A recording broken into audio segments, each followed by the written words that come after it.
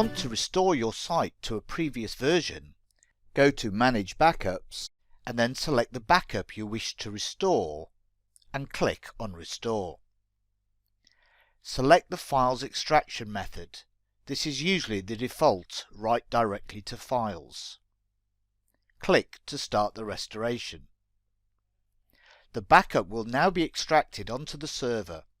Do not leave this page. When that is completed, you will see this screen. Do not close this window and click on the Run the Site Restoration Script button.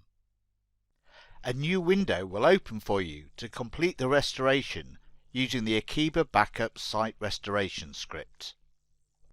This is a very simple process. We begin with the required settings. As you can see, they are all set to yes. If any are set to no, you won't be able to proceed and you need to speak to your web host to rectify the errors. We now click Next. If you are restoring to the same database, then you can just click Next. If you are restoring to a new database, then you should enter the details here. Click the button to continue to the next step. We now have the opportunity, if we wish, to change the site name and the email address. In most cases, when you are restoring a site, you won't need to do this.